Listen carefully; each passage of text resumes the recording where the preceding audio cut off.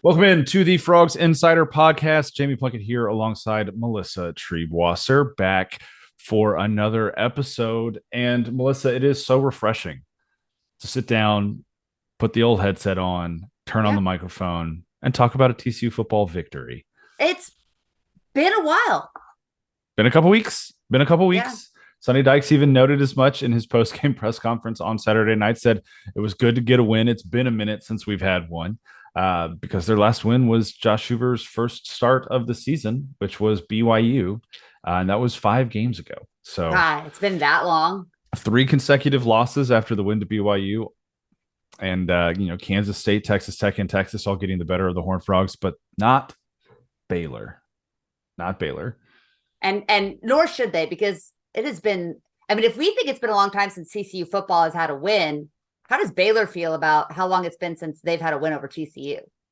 Well, they're feeling pretty pre-COVID Yeah, about their that's last win over 4 TCU. years. 4 years, 8 out of the last 9. TCU now owns the all-time series, 59-53-7. Pretty good little run by our Horned Frogs against the Baylor Bears. But Melissa, there were a couple of really good points in this game, a couple of cool moments, some really big plays. I want to get into all of that with you.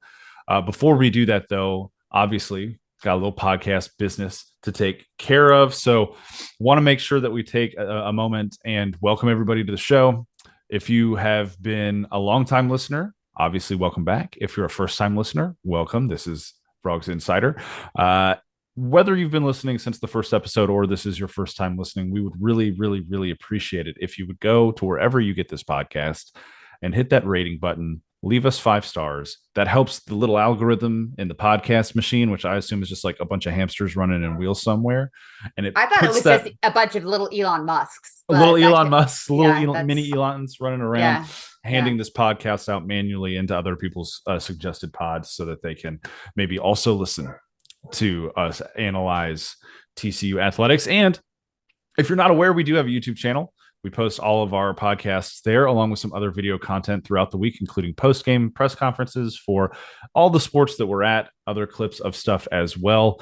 You can go hit the subscribe button on that. It's YouTube/Frogs Insider. And like this video, make sure that you are subscribed there and hit that little bell that you can see on the YouTube page, and you'll get notifications every time we go live over there or publish new video or whatever it might be. So, that's all of that for the podcast stuff. Also, though, we would be remiss if we did not give a big hearty shout out to our sponsors, Hell's Half Acre Stadium Goods and Home Field Apparel. Hell's Half Acre Stadium Goods is the place that you need to go, Melissa, for all of your game day needs, from hats to polos to pullovers to hoodies to t-shirts to the koozies that you put around whatever beverage you're drinking on game day, be it Coke or something stronger. Go to home. Go to Hell's. My dog is barking in the background as well, so it's going great right now. Go to hellshalfacresg.com. Buy whatever you want from that website. I would recommend all of it. Oh, I meant to do something. Please hold. We're leaving all of this in. All right. While Jamie's doing that, I'm gonna mention one thing about both. Listen, we all saw I the have a news. story, Melissa. I Jamie have a has a story story. for you. Okay, you took your headphones off, so I was vamping, but let's hear your I'm story. sorry. I took my headphones off. So, if you follow me on Twitter, folks, listeners, you'll know that I tried to purchase one of the new Red Eye Horn Frog Head hoodies As did from I. from the TCU campus store. Mm-hmm. I got so far down the line that I got a confirmation Yep. email. They took the Same. money out of my bank account, Mm-hmm. all of those things. And then 5 hours later, I got an email saying that, hey, we canceled your order. Now, should be noted that I'm still waiting on the campus store to give me the money part back. Oh, Waiting yep. on that still. Would be pretty cool if they did that soon.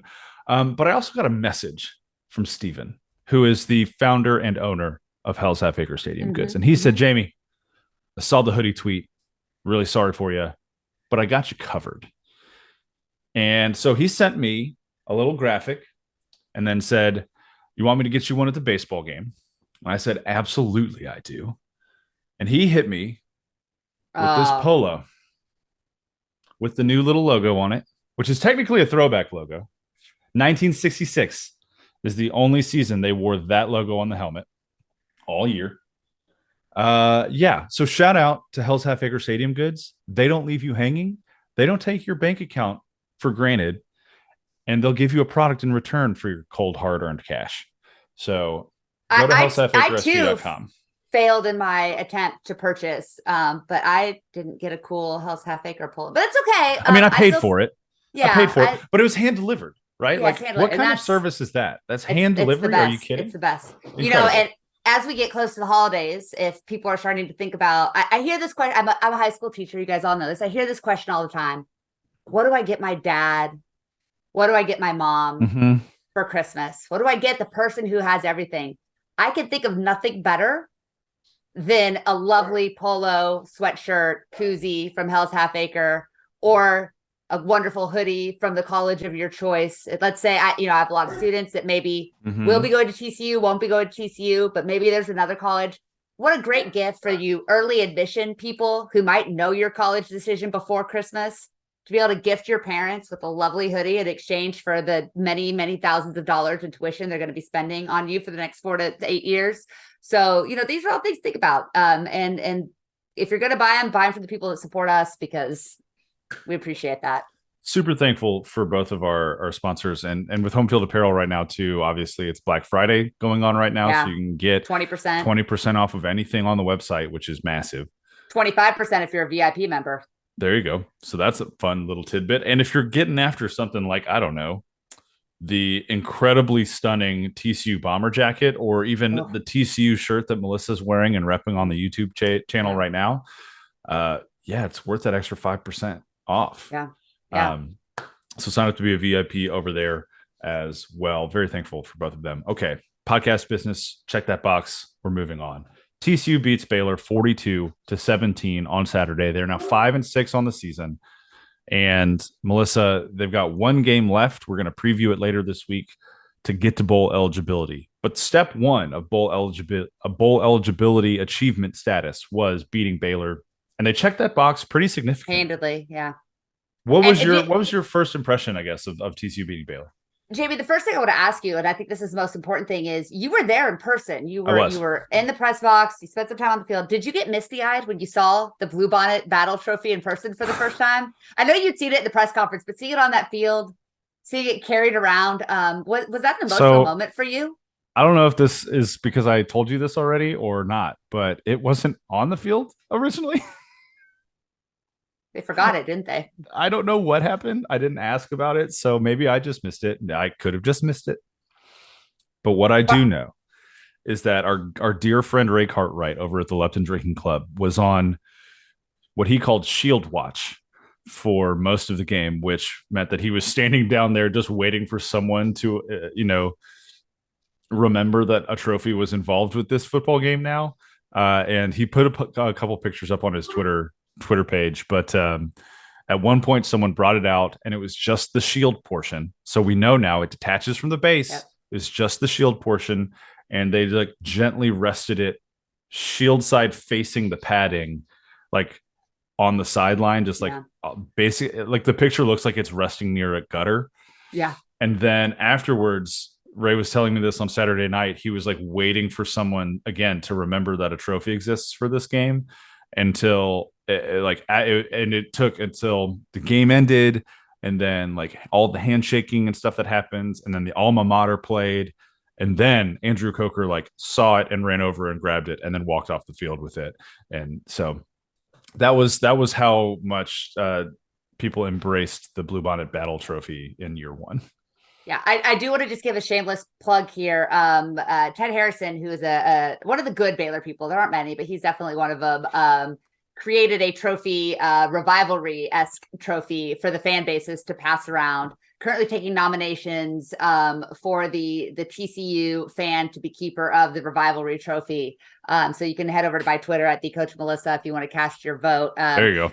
I think we all love the Revivalry name. I think, we'll support anything we win. So I'll take the Bluebonnet Battle. But if you have a fan you'd like to nominate yourself to be keeper of the trophy, it's a very cool, old school fire extinguisher, which seems like a perfect fitting Revivalry trophy. You can I'll pin that tweet so people can find it. But first impressions of the game. I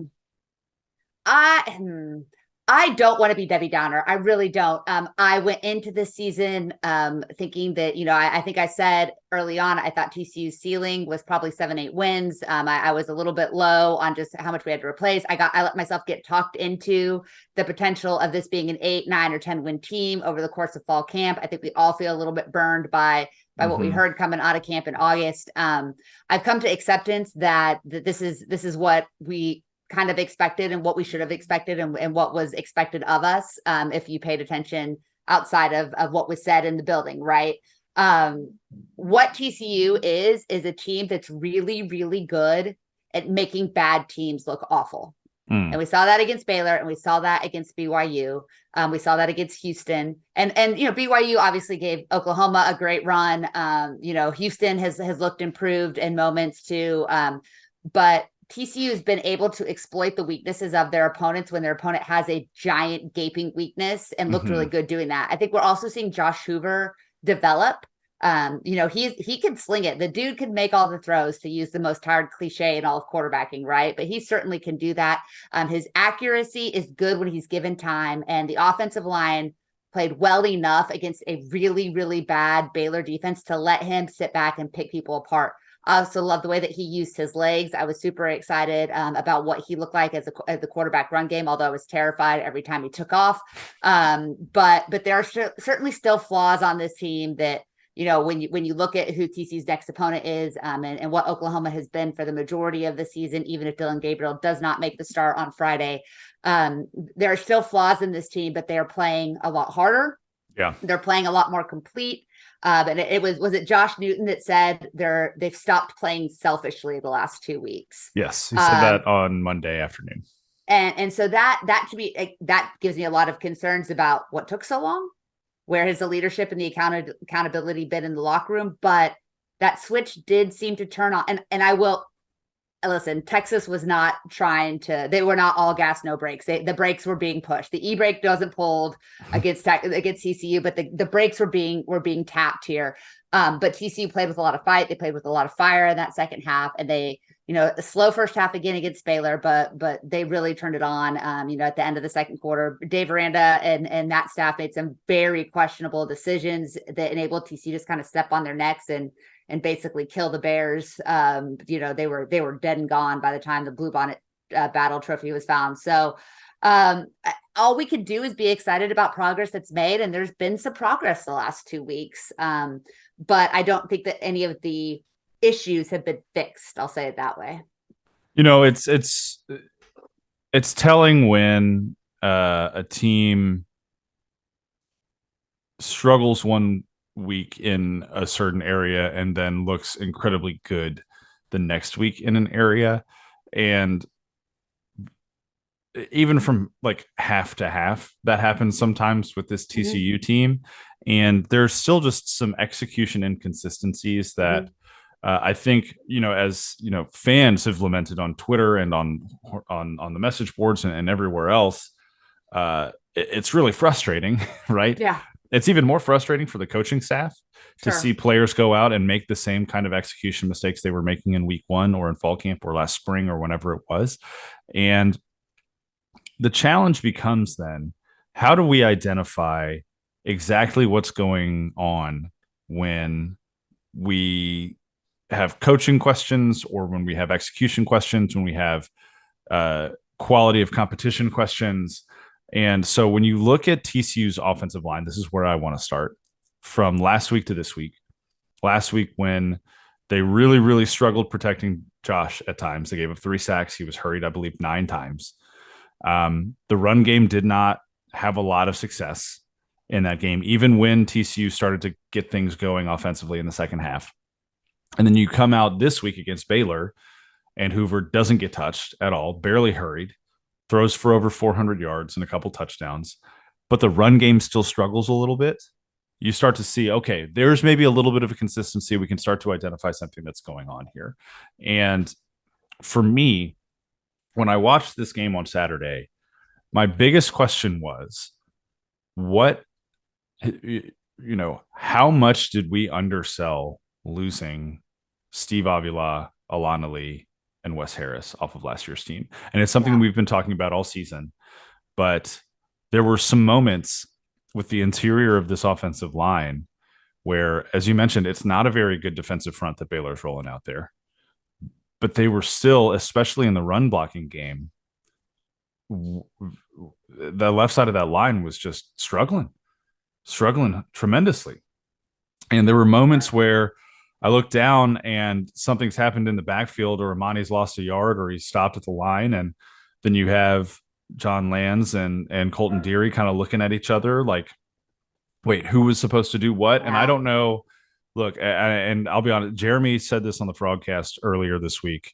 There's got to be some sort of communication thing going on there between those two guys where either the call's not getting from the center to the guard like it should, or the call's not being processed by the guard from the center as it should. Something's going on. My dogs are running up and down Yeah. the hallway right now. And it's causing a lot of problems for TCU, specifically in the run blocking game. And when you have a young quarterback who you'd like to, be able to play off of the run game of Amani Bailey, because you've got an excellent running back as well, 1,000-yard rusher, that takes away so much from your offense. And I'll give you an example. TCU tried on their second time so on their first trip to the red zone on Saturday, they got the ball inside the 5-yard line of Baylor on second down, right? So you're second and goal from the 2. The next play they run is a running play that gets absolutely stuffed. Third down and 2. It's another running play in the middle, a gap, that gets absolutely stuffed. And I can't remember which lineman it was, but a lineman gets blown back so hard that he runs into Bailey, knocks the ball out of Bailey's hand. It's a fumble. Baylor recovers, right? But that's not the first time this year we've seen TCU struggle to get 2 yards running the ball. So next time, what happens in the red zone? Okay, well, it's 3rd and 1. Let's see again. Can we get a yard? They couldn't get a yard. So now it's 4th and 1. And what are you going to do? Are you going to continue to slam your head into the brick wall if you're Kendall Briles and Sonny Dykes and say, well, let's try a 4th time of just running it in the A gap, see if we can't get a yard this time? When the answer's been no the first 3 times you've tried it. All right, well, if we know we can't get a yard the traditional way, how do we have to go about getting a yard in this situation? Are we going to throw the ball? Maybe. Are we going to run to the edge? Okay, let's try that. And so that's when we get this like jet sweep situation going on with Savion Williams, who gets tracked down in the flat, doesn't get the yard. It's turnover on downs. That play call happens because you don't trust the inside of your offensive line to get you a yard when you need a yard. And so there's been a lot of conversation about red zone issues for TCU this year. They've got, including turnovers on downs, they've turned the ball over 15 times in the red zone this year, which leads the country. But so much of that starts with, how do you feel as a play caller? How confident are you in what your team is capable of doing when you really need 1 or 2 yards? And I don't think the coaching staff trusts this offensive line to get them enough push to get a yard when they need one. I mean, I hope that's the reason that we're seeing some of these play calls on short yardage, at least, right? Like that's, and I will say, I do think that it's a fine balance between not trusting your guys to execute at that level and then also overthinking a little bit. And I think that we've seen that, especially on the offensive side of the ball, a little bit of both. So I think you brought up some great points as to why we see something like Savion Williams on a jet sweep with all this extra motion. Because consistently TCU is not converted in 3rd and 4th and short. But I would like to see, I don't want to say more creativity, because I think we're trying to be too creative, maybe, but a little bit less cute, maybe more play action, maybe more run pass option, different things like that. So I think that there's obviously issues on the offensive line, especially the interior offensive line. I think that's, the most obvious place TCU needs to get better quickly if they want to be competitive in 2024. But I'd also like to see a little bit more consistency or care in the play calling in those situations, to just making things that are a little bit easier for a young quarterback to be in charge of and responsible for, that have less of a kind of maybe a higher floor, even if it's a lower ceiling. And I think we've been getting some low floor low ceiling play calls in those scenarios, but it makes sense because there is a lack of trust in being able to convert those short yardage situations. And this is just a year. And I think we started to see more and more people talk about this. There was a tweet, I can't remember who what national writer put it out, but that TCU leads the country now in one score losses at 0-5. They've lost 5 games without winning a single one score game. After getting, we've talked about this, after getting every single bounce and break a season ago. Yeah, 6-1, 6-1 in one score games this season. Yeah, and maybe a missed call away from being 7-0, but after all of that, they've just gotten absolutely none of them. And if we cash in all of our goodwill in 2022, so be it. That leads to this season. But I think when you talk about the execution issues on those small things, you do make your own luck to a degree. And TCU is not executed at a level high enough to make any of their own luck in 2023. No, they really haven't. And even one of the things that I think we haven't talked enough about the 2022 season is that even when the execution was lacking, there were just some dudes that could go make plays. Right. Like Max's run on that in the Big 12 championship in the fourth quarter was a broken, unbelievable, poorly executed play by a couple of wide receivers, by the offensive line, and Max just went out and ran it 85 yards or whatever it was. Bless you. And made a play happen. You just blessed me out of that sneeze. And I'm so sorry. Mad. Now sorry. It's stuck. I'm so it's the sorry. worst feeling in the entire world. I muted and everything so I could sneeze, and then JV blessed me preemptively, and now the sneeze is not coming. I gave you the pre-blessing. That's my bad. Okay. And you think about the Kansas game last year. Darius Davis and Quentin Johnston making incredible catches in the end zone on throws that probably should not have been thrown by Max Duggan. And you've got D Winters out there just patrolling the flats last year. You've got Dylan Horton being a one-man wrecking crew on the edge. And so we definitely undersold the amount that TCU was losing talent-wise. And we also undersold how capable that talent was of making up for bad execution. Well, that talent was all really, really old guys. Those were all dudes that had played a ton of football. And that accounts for something too, because even if you look at someone like Savion Williams, who's finally the last couple of weeks started to kind of turn it on, he was not a leading receiver for TCU in his first 3 years on campus. This is the first year he's been the guy and gotten the majority of the snaps at that position. And so experience goes a long way towards being able to make those types of plays. And TCU lost incredible talent to the NFL. There's a reason a lot of those dudes are on NFL rosters. We won't talk about how successful they are. I don't want to talk about the I don't want to talk about it. About Quentin Johnson's I don't want to talk about it. I saw it live. I was watching it in real time, and man, made my hearing about it on national shows this morning just made me sad too. But those were, and they weren't just guys on the field; they were guys off the field. And I think going back to this particular game, Josh Newton's quote about the lack of selfish play since the Texas game, that didn't take until game 9 in 2022. And that's the difference, again, between just guys that have played a lot of football, guys that have those intangibles, that are stars off the field, that have the ability, or on the field, but have the ability to be great off the field too. They just didn't have that. And, I think, we're going to touch a little bit on recruiting and some of the news or not news that's really been happening in that area. But when you are trying to build a roster, and that's going to be the interesting thing in the transfer portal era, is how do you get those guys that are invested in building your program, not just invested on a season by season basis? Because that's what I think is really lacking in Sonny Dykes' biggest challenge this offseason, is going to be not just building that leadership amongst his coaching staff and that accountability that seemed to be lacking for a good portion of the season from coach to player, but also building the foundation for the future, being able to hold on to some of those super, super talented guys that they brought in for this year and helping them build, kind of be the keystone pieces for building TCU football back up into a consistently successful program, and one that's going to be a part of that 12-team conversation for the postseason for the next several years. So it's that, we all say, go to the portal and fix the issues. Go to the portal and find your veteran offensive line. But you can't just bring in dudes that can play football. I mean, like, everyone is, I still get at least one text a week from somebody complaining that we put Deion Sanders on the map by losing that opening game for the first 6 weeks. But you're seeing the results of that too. You can't just bring in mercenaries. You got to bring some of your luggage with you all 4 Yeah, years, you know? exactly.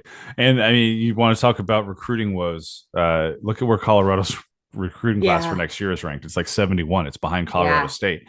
And so Flash doesn't get you everything you need all the time.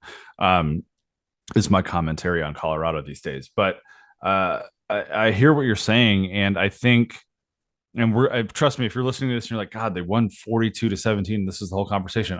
I want to talk about Jared Wiley. I want to talk about Imani Bailey and Josh Hooper State. We're going to get to that in just a second. Um, development is so critically important for schools like TCU, and I said this in the mailbag last week. Schools like TCU are pretty much always going to be on a 4-year developmental plan, a 4-year cycle, and every maybe 3 with the portal now, but every 3 to 4 years, you're going to have a veteran laden, talented team that is capable of competing for conference and national championships. Right, that's the goal. But part of that is maintaining a healthy high school recruiting ranks of guys that maybe they're not going to come in right away as freshman or sophomore and contribute, but you know that by their junior year, they're going to be ready to freaking go.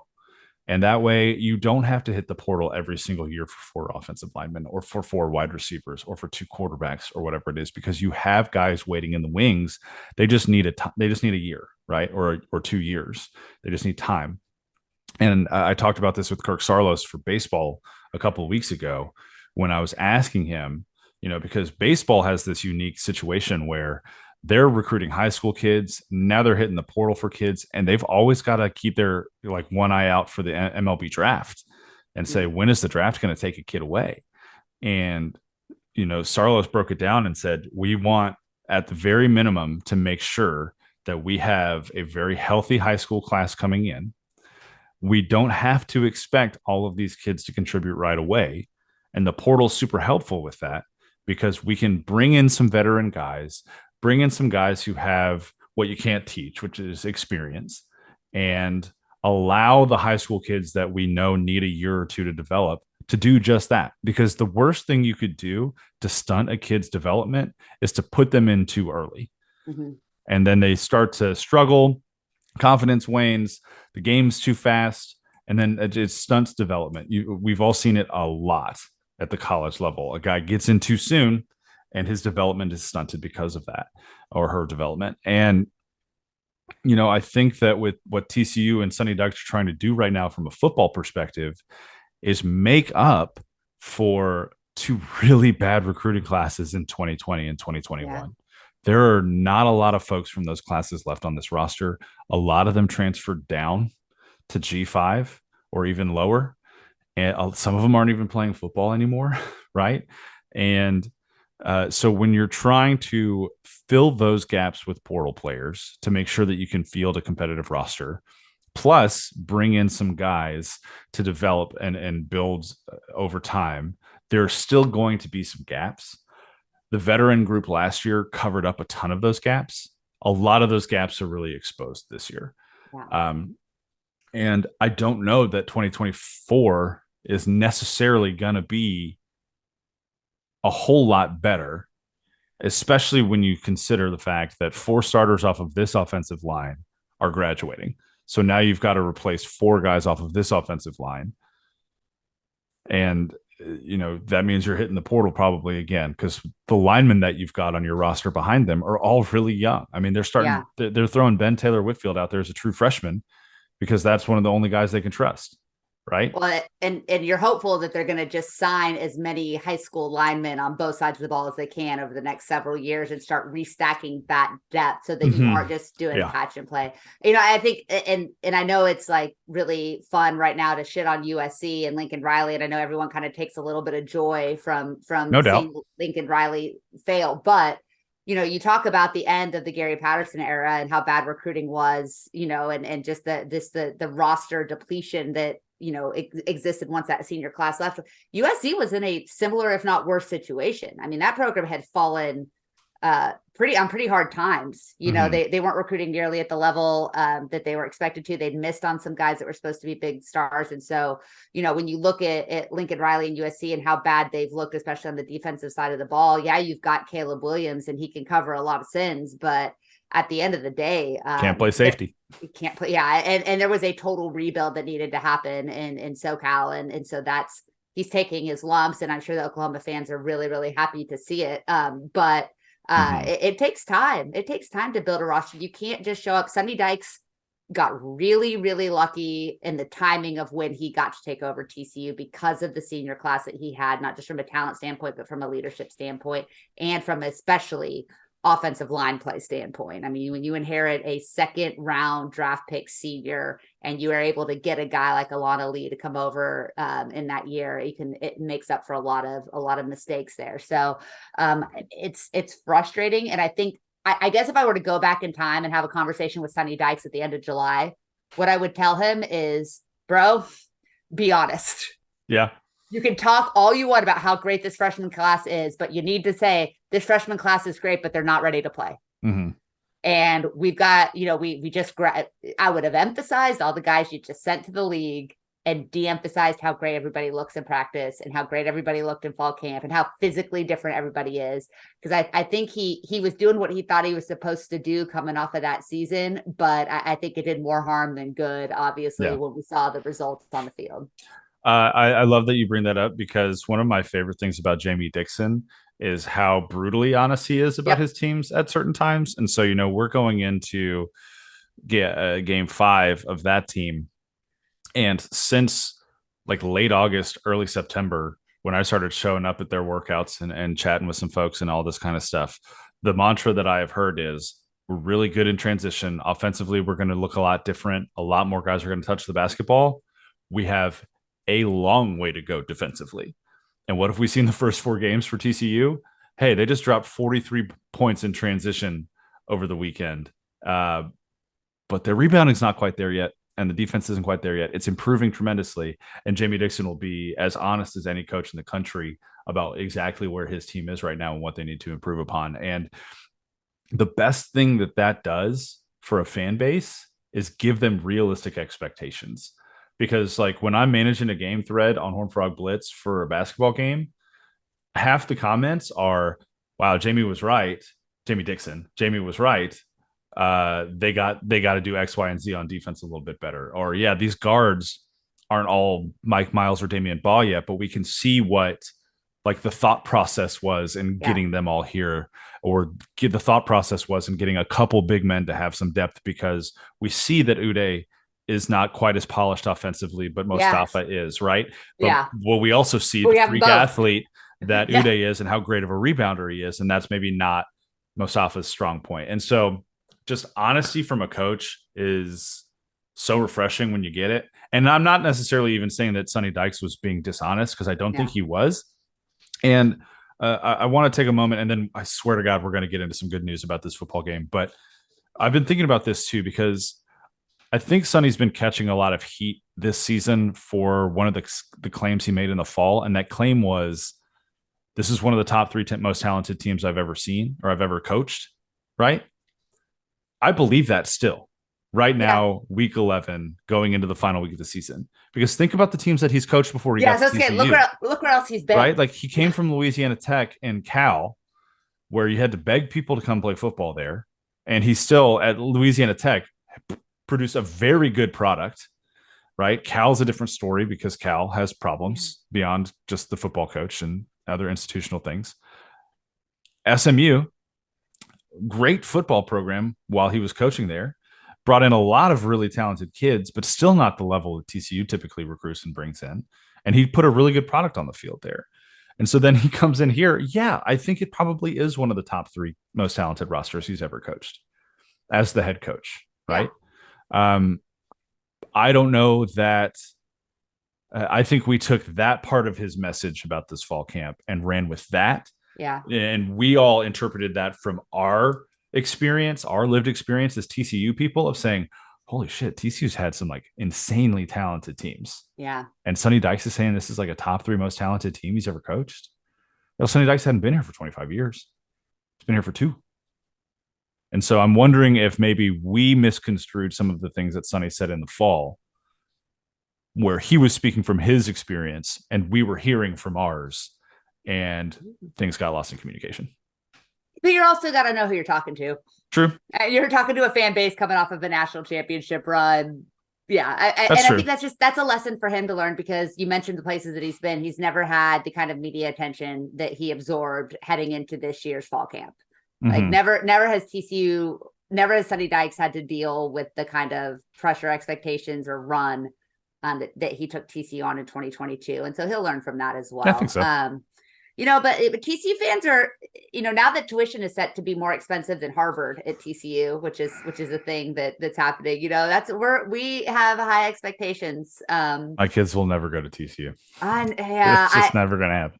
The conversations I have with students on a day-to-day basis of like, oh, I know you love TCU. How much of a loan are you willing to take out if you have to take out a loan? Because even at my private school, it's yikes. It's pricey. Can we talk about good football? Can we talk about Jared Wiley? God, I love Jared Wiley. 178 yards, 7 catches, 2 touchdowns. He jumped from the 5-yard line to score his second touchdown over like a mass of humanity. Yeah. And I think he knocked the wind out of himself while doing it because he had to have a trainer come out and look at him. But good Lord, that guy. What a freaking day. Hard thing to do too when you're 39 years old, which Jared Wiley feels like sometimes he is. Who's older, Jared Wiley or Jordy Sandy? Jordy Sandy is going to go straight from TCU football to the AARP. It's sorry, Jordy. But yeah, no, it was a blast. I think we've all been waiting for the Jared Wiley game since he arrived on campus, right? And he's had some incredible games. Like, I don't want to belittle his accomplishments and his contributions to TCU football, but that's the game that we've been waiting to see a TCU tight end have for the last 25 years. And it was really awesome. It was, and I know we love to throw the offensive coordinator under the bus, and for good reason often, but that was a situation too where he was calling plays that were going to help Josh Hoover find the hot hand in Jared Wiley, and Jared Wiley just exploited the crap out of a Baylor defense that looks super disinterested in touching him. Yeah, I mean, I've seen that guy run live. I don't want to try and tackle him. I don't blame Baylor's defenders for getting the heck out of the way.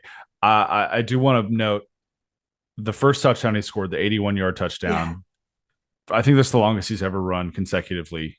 In his life. Both seconds and yards. And he catches that ball. First of all, Josh Hoover does an incredible job of looking off one of the secondary. I think it was a safety. He looks him off, and that just clears the way. It's like Red Sea parting for Wiley. Yeah, the ball was dropped in there beautifully. It was an excellent throw. How many times, Melissa, have we seen a quarterback miss a wide open receiver down the seam or throw behind him? Right. So and then he has to catch it, and then he falls, or a defender catches up or whatever. It was a beautifully placed ball from Josh Hoover. Jared Wiley is not the fastest man on the planet, so you had to lead him. You had to get it there.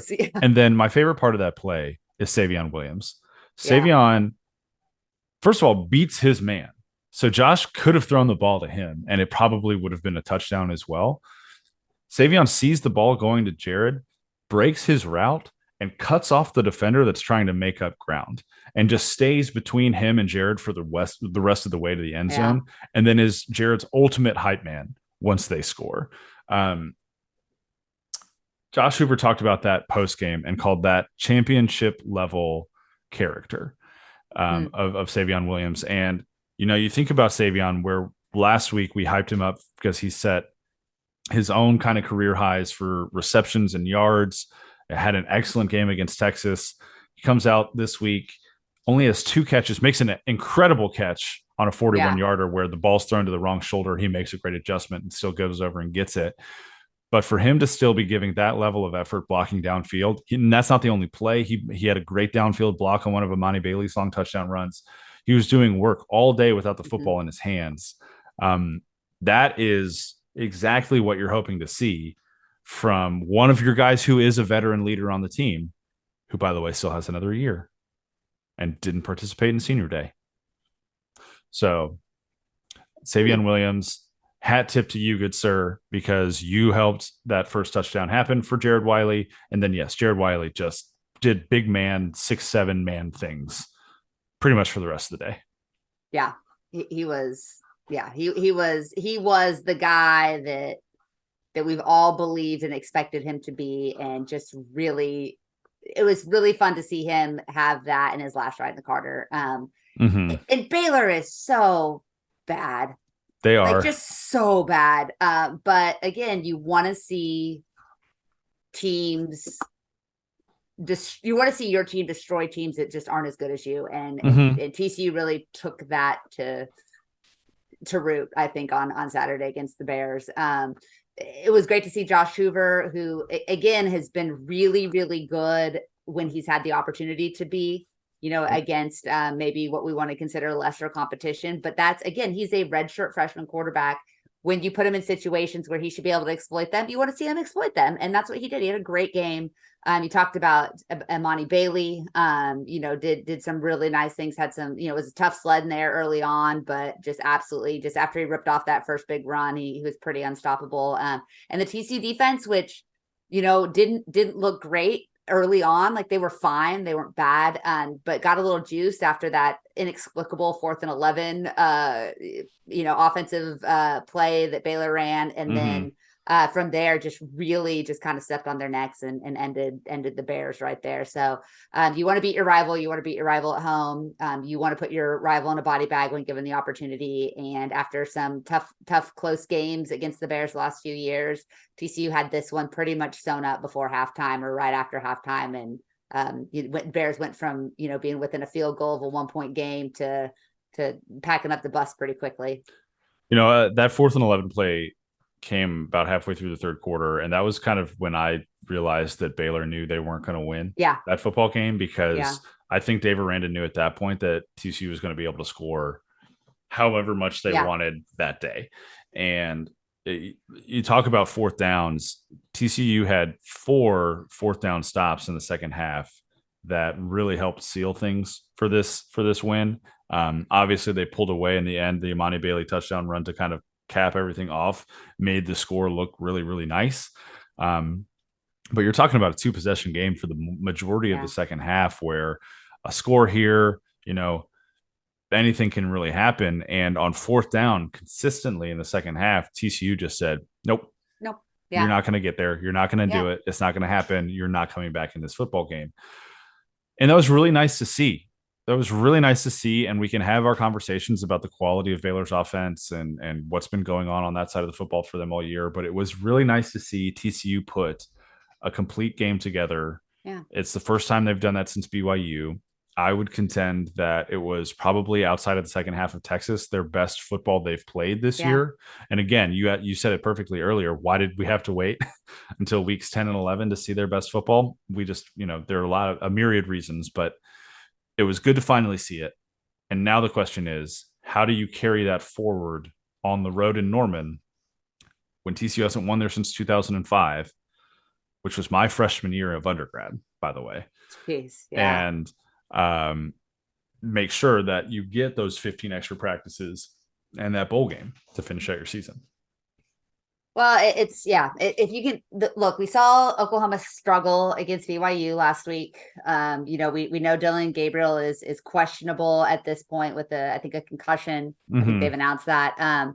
So you'd like to hope that if TCU can play with the same fire and juice and execute at a high level, that they've got a shot to get bowl eligible here. I know I've seen some people talking about, 5-7 TCU qualifying. The APR score is not anywhere close to it. There's too many teams in front of them that they're not going to be a 5-7 invite. It doesn't look like. So they've got to go out and win. But OU's got a lot to play for too. They still, I don't even want to bring up the Big 12 tiebreaker stuff on this podcast because I don't want to be different options. Yeah, I don't want to be here for another hour. But it's bad, guys. It's bad out there. There's a lot of people have posted about it on social media. You want to be really depressed? Yeah. 128 different Big 12 championship options, and 0 TCU's including TCU. Yeah. Yeah. TCU, Baylor, and the 4 new teams are the only teams that are fully eliminated, I think, from making a Big 12 championship right now. Life is pain. Life is pain. But at least we're not Baylor. So yeah. True. But it's possible. I mean, OU, when they've looked good, they've looked really good, but they've looked not really good enough to think that there's hope here. And TCU certainly has the talent. OU will make life miserable for Josh Hoover. I'm sure Brett Venables has a great game plan for that. But hey, stranger things have happened. Stranger things have happened. So True. Stranger things have happened. Very excited to hear your preview work for that game yeah, and kind of jump into that later this week. Um, but let's kind of shift away from football for a little bit and talk hoops because TCU men's basketball has the opportunity on Tuesday night to do something that's super cool that hasn't been done before in TCU basketball history. So as we know, if you paid attention to basketball to this point, the men's team is 4-0. They've had 4 really strong games to start the season against overmatched competition, but just last year, TCU basketball lost to Northwestern State, so let's not take anything for granted here. Meanwhile, on the women's side of things, they're 5-0. If TCU wins on Tuesday night against Alcorn State, that will mark the first time in TCU basketball history that both the men's and women's teams have started 5-0. That's pretty cool. that's very cool. So I hope that happens because that'll be a fun little thing to note. And it's a signal, I think, Melissa, of the larger picture of what's going on with basketball and that it's continuing to improve year over year. On the men's side of things, we'll get to the women in a second. But on the men's side of things, it's looking like they've found a good formula for how to address needs in the portal, how to build a roster that's deep and capable of doing the things that Jamie Dixon knows how to coach into incredibly well. Transition Yeah. baskets, tough defense, elite rebounding. He knows how to get the most out of his players in those 3 areas. And he started to portal and recruit in a way that allows him to get the most out of players who are already really, really good at those things. And I think that's maybe an underrated talent of coaches outside of just getting really good players. How do you get the most out of those guys in a way that produces wins for you? And I think Jamie Dixon is really hitting his stride in that regard. Well, and everything we said about using the portal in football, the opposite is true in basketball. You absolutely can go get 1 or 2 guys that are bought in for 1 season and transform your program. But like you said, I think that what Jamie Dixon has done exceptionally well is not just getting talented guys, but getting guys that do the things that he wants to be able to do. And this CC basketball team has flaws. And you talked about that and Jamie Dixon's preseason honesty. They're not perfect. They've gotten off to some slow starts against some lesser competition, but I think what you see is that second half, TCU basketball in the second half is an elite team. They have looked like an absolutely elite team in every game that they've played. There are, we still haven't really seen E-Man just really get fully rolling yet. And I think that that's probably on purpose. He doesn't need to unveil the whole bag of tricks here against the likes of Alcorn State, of the world.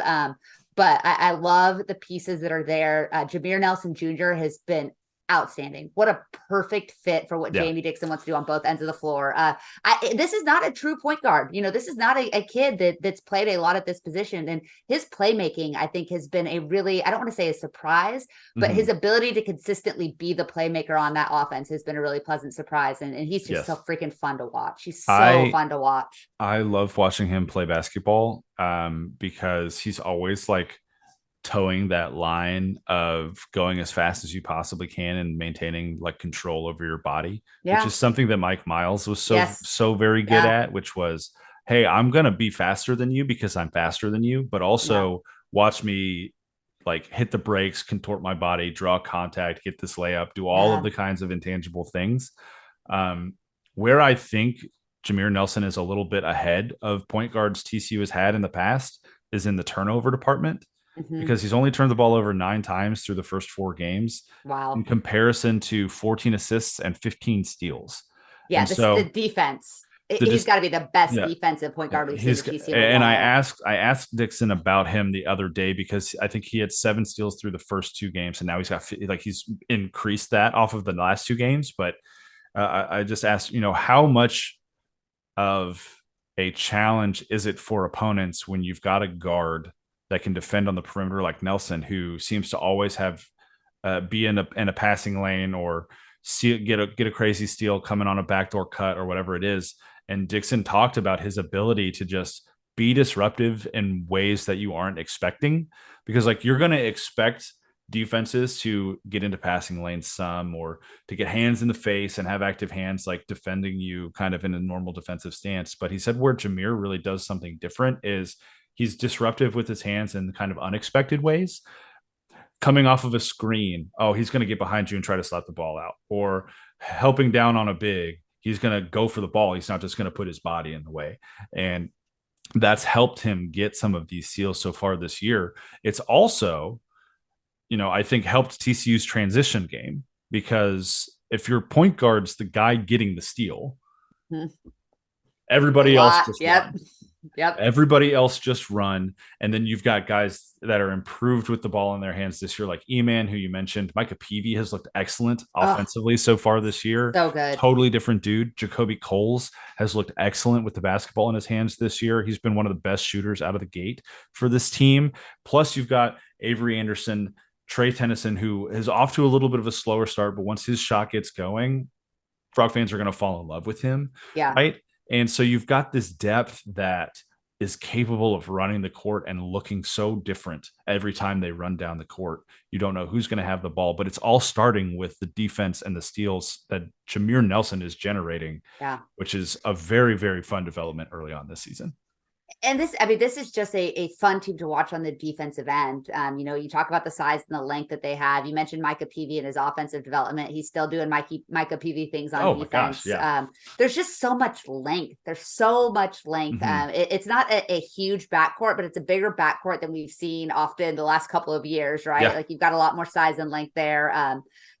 Avery Anderson, he's been a pretty good defensive player as his offense is kind of warmed up and come around. Yep. And once you get into the paint, you're going to get one shot if you get any. Their TCU is not giving up a ton of offensive rebounds. Just the effort that you mentioned, Uday and what a weapon he is inside. And Mustafa isn't as good of a defensive player, but he plays with a ton of energy and a ton of hustle, and so he makes the most of what he's got. It's again, the Big 12 is going to be, we say this every year, but it is going to be the grindiest grind that has ever ground this year. When you talk about the teams that you're adding in, it's not getting any easier. TCU has a difficult schedule.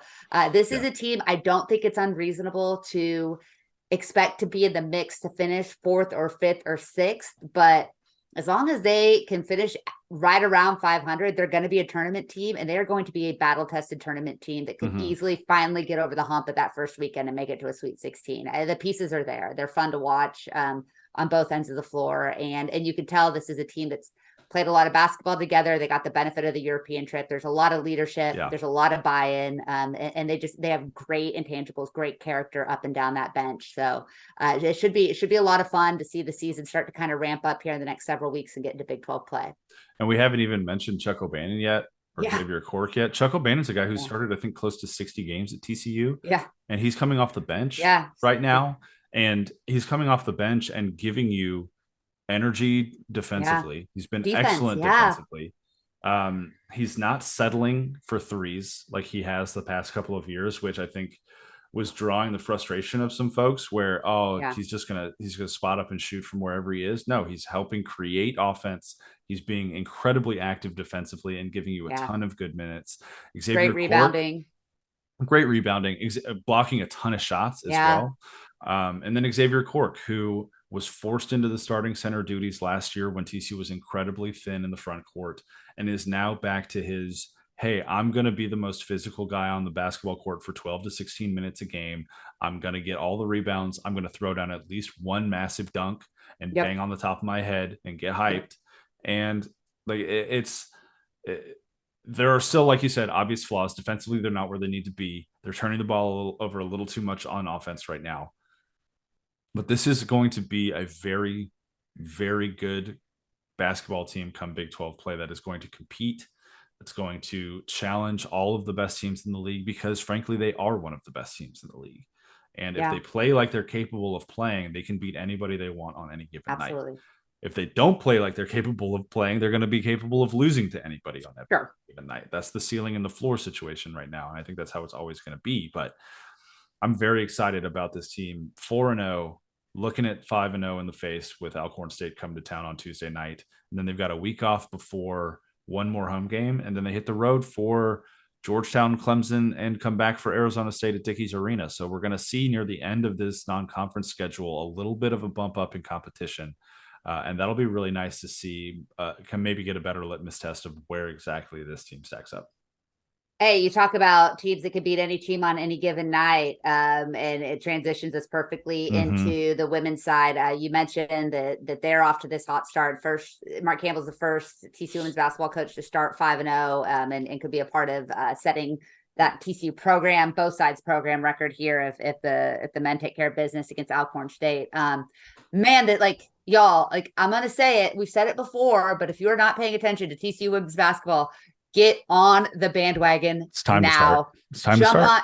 on. This is not just a good women's basketball team. This is a fun basketball team, period. If you Yes. like the game, you're going to want to watch this team play. Mm-hmm. You talked, I'm going to let you talk about Madison Connor and what she could do. I am Gosh. obsessed with Sedona Prince. Yeah.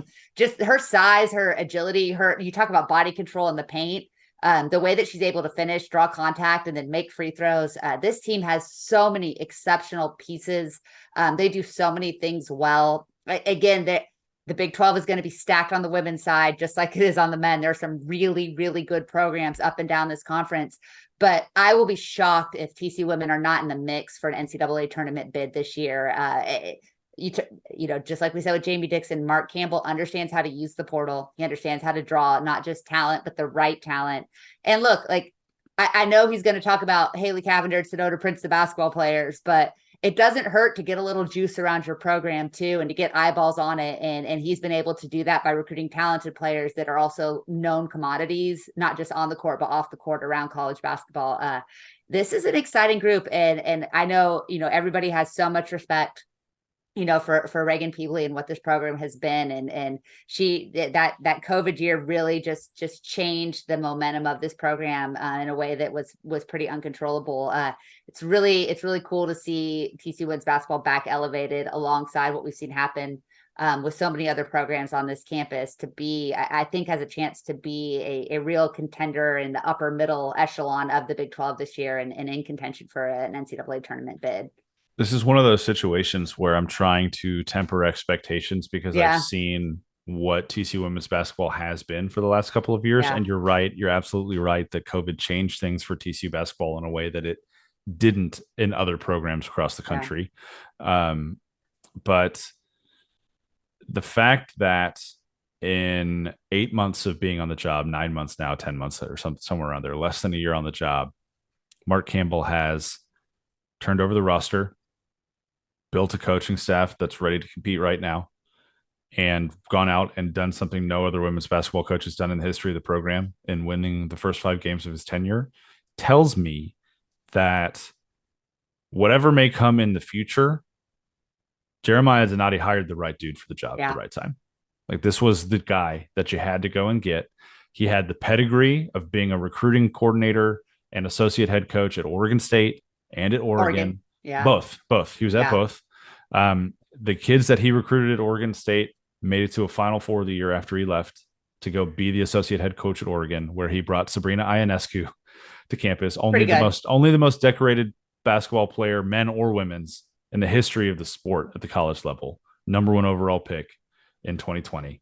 And to do what he did there at Oregon, and then to take over a Sac State program that was so new and so bad.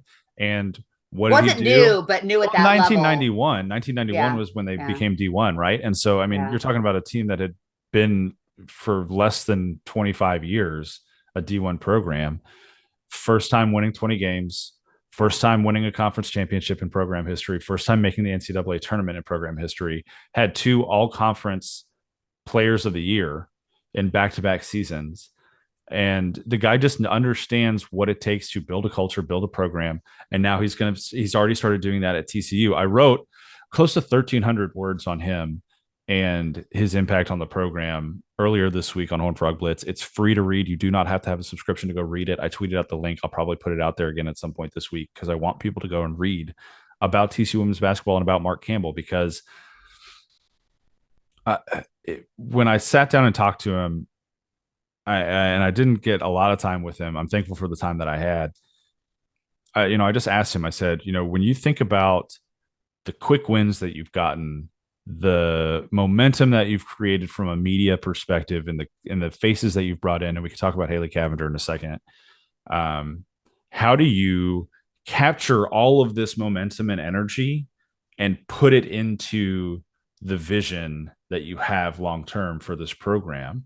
And he gave what I thought was such an incredible answer. He's like, all of that stuff is going to take care of itself. Mm-hmm. He's like, what we have to continue to be focused on is recruiting the right kids into this program, kids that are humble, kids that are selfless, kids that are competitors. We want those qualities in our kids to come into this program and understand that we're gonna be completely honest with them. We're gonna be completely authentic with them, and we expect the same in return. And we're all gonna compete together to be Yeah. better on the court and off of it. And we've seen that from day one with this guy. And when you hear his players talk about him, when you hear Jaden Owens and Sedona Yeah. Prince talk about him in a press conference and say, Sedona's like, I took my name out of the WNBA draft. I would not have come back to college for any other coach other than Mark Campbell. And she hadn't played with him as a coach in 3 years. Yeah. Right. And when Jaden Owens says, I've seen fake coaches, I've seen real coaches. And And where did Jaden Owens play she before? came from Baylor, and she's been through a couple coaches at Baylor. And she's like, the first time I got on the phone with him, I cried because you can tell when someone's real and when someone's not. Yeah. And then you see the character of a kid like Madison Connor, who, when she was asked on Sunday afternoon about who she got her shot from, and she just says, hard work. She's like, I wasn't a very good shooter when I got to college, but you have to be really, really good at something to survive in college basketball. She's like, I was in the gym all the time. I was in the gym all the time. She was an under recruited kid who ended up at Arizona still and has spent the last several years of her life in the gym perfecting her 3-point shot. Melissa, who does that remind you of? A guy who signed a pretty good contract. $200 million, Yeah. $200 million In Desmond the Bain. NBA. Yeah. Right?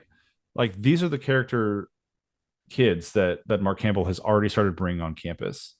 And he's got another one coming next year in Haley Cavender, who everyone will talk about being a social media influencer and her fame and her podcast with her twin sister and the Jake Paul stuff and the WWE stuff. But they'll gloss over the fact that at what, Really? 22 years old, she's created an incredibly successful business with her sister. Yeah. And by the way, she was the leading scorer, leading assist getter, leading minutes player, shot 40% from three on a team that went to the Elite Eight for the first time in program history last year at Miami. She's a former Mountain West Player of the Year at Fresno State. Like, she's a baller. She's averaging almost 17 points a game for her career, over seven rebounds a game for her career, and close to 4 assists per game for her career. Yeah, she's a baller.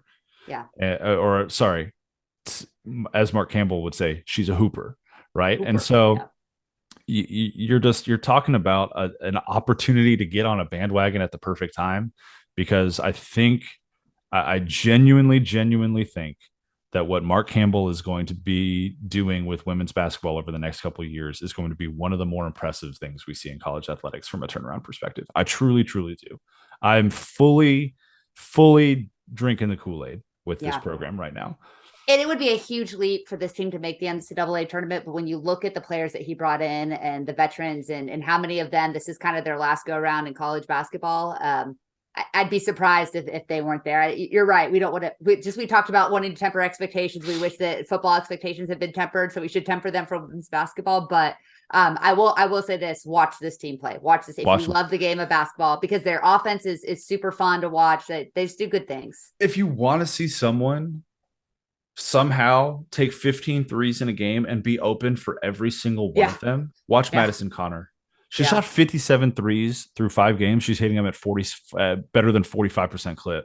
Yeah, she's 57 threes attempted through the first 5 games. It's crazy. It's crazy. And I write more about this in the article too, about his offensive identity, what he likes to have, what he likes to do defensively, and all this kind of stuff. But the fact that he managed to get Jaden Owens, Sedona Prince, and Madison Connor here at the same time to run the offense that he likes to do, which is 4 out, 1 in, run a lot of triangle stuff and a lot of pick and rolls, a lot of screens. Like, he could not have written it up any better. Yeah. He could not have written it up any better. It's a great scenario. Football season has been a disappointment, but there's a lot of excitement building in basketball, Mhm. both the men's and the women's. There's a lot of good things happening around TCU athletics. It's Jamie, it feels like it's a good time to be a TCU Horned Frog, It's always a good time to be a TCU Horned Frog, unless even you're paid when tuition. tough scenes. Tough. I will say this: tuition went up 8% every year that I was an undergrad. Now it started from a lower number for sure, and I think that there are some things about how much you have to pay for a college education these days that are obnoxious, Yeah, but it is still a it's great time to be a expensive, Horned Frog. and they're still going to get 30 something thousand applications. It's fine. Everything's great. I will also note that scholarships and grants all went up by the same All amount. went up as well. Yes. And Yeah. yeah, TCU's got some good stuff going on the scholarship Yes. side, as I almost They said. just raised a lot of money to help offset Billion some of those dollars. expenses. Yeah. $1 billion, Billion homies. All dollars. right. We are going to go for now. I think that's going to do it for this episode of the Frogs Insider Podcast. We will be back later this week. Melissa's going to preview Yeah. TCU's final I've game with got Oklahoma. one final run with Crimson and Cream Machine. Love to I see will it. say, not going to miss Oklahoma and Texas. Will miss getting to talk to my friends at Oklahoma and Texas preview games. So one last ride with CCM. It'll be fun. It'll be a good time. We'll do a mailbag as always over on the site. If you want to ask a question for the mailbag, I've said this the last couple of mailbag episodes. Subscribe over at Horned Frog Blitz. Comment your question in the thread that I start. That'll actually be on Tuesday this week instead of Wednesday because of the holiday. And I will answer it over there. And that's a perk to paying for the site over there, is that you get to ask a question in the mailbag, because that way I also have an amount that I can answer in a reasonable amount of time. So thank you to everybody who's listened to this point. Just a reminder, go and like the podcast, leave a rating and review, hit the like button on that YouTube channel as well. Buy all of your gear from Hell's Half Acre Stadium Goods and HomeFieldApparel.com. And we will talk to you next time. Go Frogs. Go Frogs.